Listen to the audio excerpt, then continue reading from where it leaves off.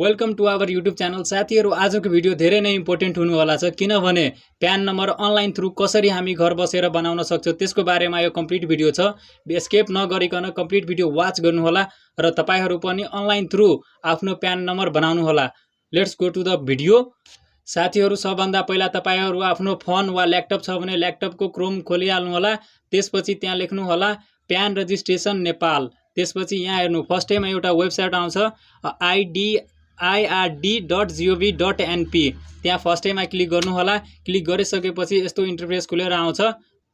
त्यसपछि यहाँ हेर्नु रजिस्ट्रेसन भनेछ, प्यान भ्याट एक्सर्साइज, त्यहाँ प्लस वाला चिन्ह छ, त्यहाँ क्लिक गर्नु होला। त्यसपछि एप्लिकेसन फोर पी प्यान रजिस्ट्रेसनमा क्लिक गर्नु होला। इन्टर मोबाइल नम्बरमा तपाईहरू जुन आफ्नो परिचय पत्र बनाउँदाखेरि जुन नम्बर दिनुभएको थियो त्यो नम्बरको मोबाइल नम्बर दिनु होला। यहाँ एउटा ओटिपी पनि आउँछ, त्यो फेरि तपाईहरूलाई यहाँ तल अगाडिको स्टेपमा ओटिपी दिनुपर्छ। त्यही भएर जुन तपाईहरूले राष्ट्रिय परिचय पत्रमा आफ्नो मोबाइल नम्बर दिनुभएको थियो त्यो नै यहाँ दिनु होला।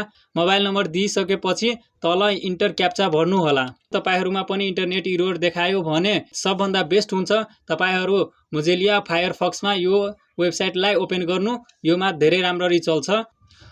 साथीहरू, ओटिपी दिइसकेपछि यस्तो इन्टरफेस खुलेर आउँछ। यहाँ भनेको हुन्छ आइआरओ नेम छान्नुहोस्। तपाईहरू जुन अफिसबाट आफ्नो प्यान नम्बर बनाउन चाहनुहुन्छ त्यो यहाँ सिलेक्ट गर्नु होला। जस्तै यहाँ हेर्नु, म आफ्नो जनकपुरबाट सिलेक्ट गर्छु।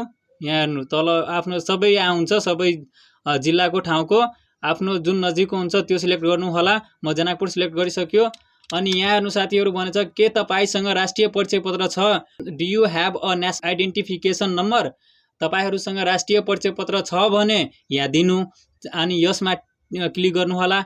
यदि तपाईहरूसँग राष्ट्रिय परिचय पत्र छैन भने नोमा क्लिक गरेर कन्टिन्यू गर्नु होला। साथीहरू, यहाँ राष्ट्रिय परिचय पत्र यदि तपाईहरूले दिनुभयो भने तपाईहरूलाई कुनै डकुमेन्ट अपलोड गर्नु पर्दैन। त्यो जुन राष्ट्रिय परिचय पत्रसँग जुन डकुमेन्ट एट्याच छ त्यो सबै यहाँ अटोमेटिक फिलअप हुनेछ।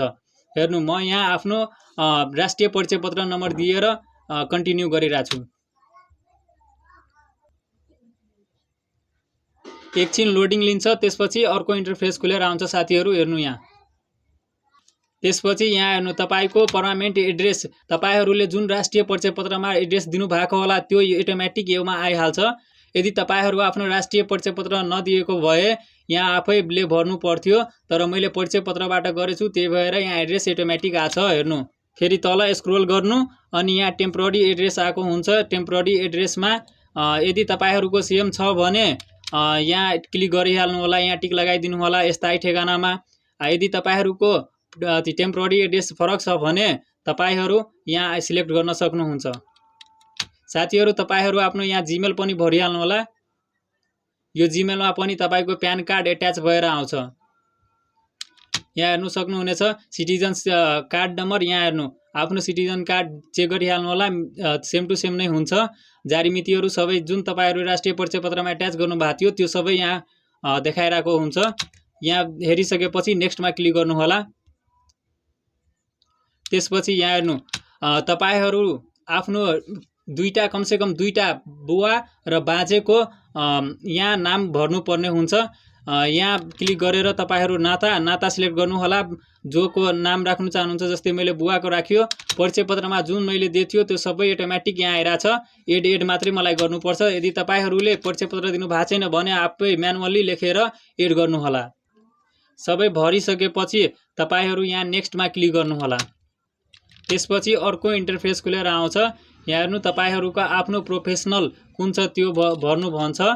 जस्तै मैले यहाँ सोर्स अफ इन्कममा यहाँ हेर्नु अदरमा क्लिक गरिसक्यो। त्यसपछि यहाँ प्रोफेसन भनिरहेछ, प्रोफेसनमा पनि मैले अदर गरी। त्यसपछि एउटा कुनै तपाईहरूलाई क्याटेगोरी सिलेक्ट गर्नुपर्छ, जस्तै फार्मल हो कि।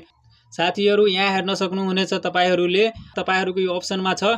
यदि तपाईहरूले यहाँ खाता नम्बर भर्नुभयो भने फ्युचरमा तपाईहरूको केही मतलब रिफन्डवाला पैसा हुन्छ भने त्यो खातामा आउँछ। यदि तपाईहरूसँग कुनै ब्याङ्क खाता छ भने त्यहाँ खाता नम्बरहरू पनि भरिहाल्नु होला। त्यसपछि नेक्स्टमा क्लिक गर्नु होला। त्यसपछि एउटा यस्तो सूचना आउँछ, तपाईको आवेदन सफलतापूर्वक दर्ता भएछ र स्थायी लेखा नम्बर स्वचालित रूपमा सृजना गरिएको छ। आफ्नो मोबाइल र इमेलमा प्यान नम्बर हेर्न सक्नुहुनेछ, साथै प्रिन्ट कार्डबाट कार्ड प्रिन्ट गर्न सक्नुहुन्छ। धन्यवाद। यो ओकेमा क्लिक गर्नुहुन्छ भने तपाईहरूको अर्को इन्टरफेस खुलेर आउँछ, जहाँ तपाईहरूको पुरै डिटेल्स विवरण जो तपाईहरूले भर्नु भएको थियो, जो तपाईहरूले भर्नु भएको थियो सबै विवरणहरू यहाँ देखाइरहेको हुन्छ। यहाँ एकपल्ट पढिहाल्नु होला। यदि तपाईहरूले प्रिन्ट कार्डमा क्लिक गर्नुभयो भने तपाईहरूको जुन परिचय पत्र हुन्छ फिजिकली त्यस्तै एउटा आउँछ, अनि यता प्रिन्ट गरेर तपाईहरू सेभ पनि गर्न सक्नुहुनेछ। साथीहरू, यदि तपाईहरूलाई यो भिडियो राम्रो लागेछ भने तपाईहरू यो च्यानललाई सब्स्क्राइब गरेर राख्नुहोला। आगामी दिनमा पनि म यस्तै भिडियो यो च्यानलमा अपलोड गर्नेछु, तपाईहरूलाई कुनै न कुनै सहयोग गर्नेछु। साथीहरू, यदि तपाईहरूलाई कुनै प्रकारले यो भिडियोमाथि कुनै कन्फ्युजन छ भने कमेन्ट सेक्सनमा कमेन्ट पनि गर्नुहोला। म तपाईहरूको रिप्लाई अवश्य दिनेछु।